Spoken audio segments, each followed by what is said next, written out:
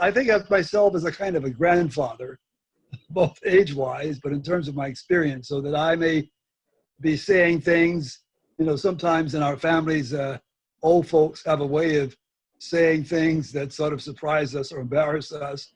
So if I say some things and share some thoughts, they'll say, well, that old man, old grandfather Gil is doing what he does. So I'm just going to sort of what's on my mind, and I'll see if I can listen. First of all, I simply want to express my appreciation for what you are doing with Janet's leadership. To talk about race means that we engage in kind of individual, what I call introspective conversation. So already I'm sure that each of us has had a chance to sort of look at ourselves and what is in us that we did not realize was in us, or where we are. And I appreciate all of the stories that have been shared. So that, of course, is important.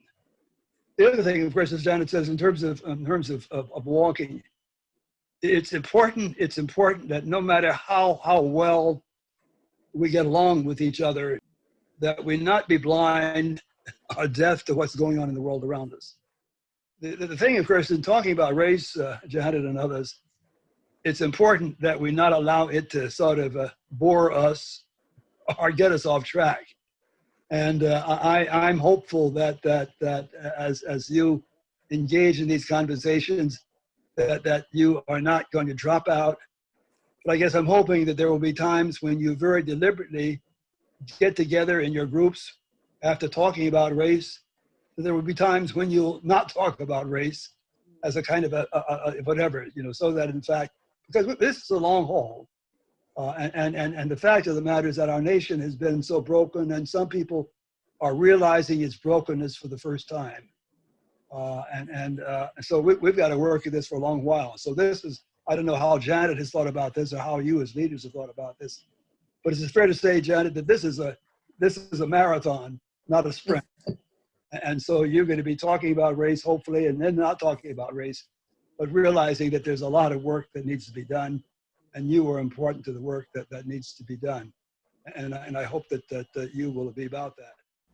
Janet, we are now entering into dealing with what might be termed tougher conversations. Mm-hmm.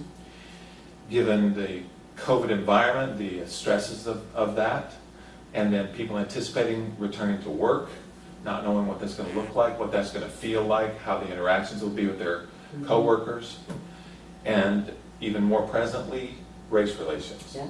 So what are some of the best practices that are effective and have real impact in a short time frame that we're working with? Real impact in a short time frame.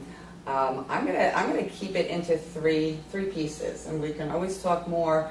But there are really three that have been in my consulting for a long time, and we've been integrating them now. It's a stop pause. Absolutely, just getting groups and teams to stop and pause. It's using assumption language. Just getting teams identifying, this is my assumption, what's your assumption? And then the third one is inquiry, just asking questions and not anticipating you have to have an answer. Those three things together are elevating the conversation and making it easier to get into the tougher conversations. To deal with the racial history that has either not been written or it's been denied and not viewed as important. It just seems to me that how can you talk about the fact that in 1619, the first slaves from Africa alive in 400 plus years, we're still having these struggles. How can you find ways, and I'm talking, the nation needs this, and maybe you can provide some leadership. How can we talk about the missing history about race that we don't talk about? And how can you talk about that without evoking guilt or anger, blame? Most of the black persons are from the Caribbean or from Africa. And I guess I find myself wanting, as I engage in conversations with them, to sort of understand how black persons from the Caribbean or from Africa, how they view a nation which they've come to as immigrant families, and how in fact they look at what exists in our country in terms of the death of George Floyd. So there's just so many kinds of conversations that we can have that I hope will be healthy, and that you will not allow the fact that because it's race, that you will not use these discussions as an opportunity to be about more than race. about your own spirituality, about your own patriotism, about your own love of country, without putting down the founding fathers or putting down anyone else. How can we help us understand the contradiction of first of all, sort of uprooting the Native Americans who were here, of course, as people arrived? How can we explain, of course, the slavery and the contradiction that that represents? How can you explain the segregation? My feeling, of course, is that if, in fact, we can bridge the gaps racially in ways that we've not done before, that in a sense it will hail our democracy that I'm fearful is sometimes on the ropes and has been for years and years and years. Let's talk a little bit about the current organization that we're working with, having to do with race relations. What I like about how we started is we brought the whole team together, the leadership team, and it was on Zoom, and we set up some guidelines that says, you know, you can express if you want, you don't have to, but we gave everybody a chance to just begin the conversation. The team likes having both of us on that Zoom because they know they have professional facilitators to protect that space. They also know that, you know, there's an accountability, but there's also happening naturally that says whatever's not answered here, or if something's said that's not understood, Yeah. there is almost a natural one-on-one, 2, 3 getting together so that the conversation is kept open, and I think that's really key. We're now evolving into, you know, a team that is functioning into the tough conversations but not feeling threatened. Yes. And it is very authentic because I think, as you've seen in some of the Zooms,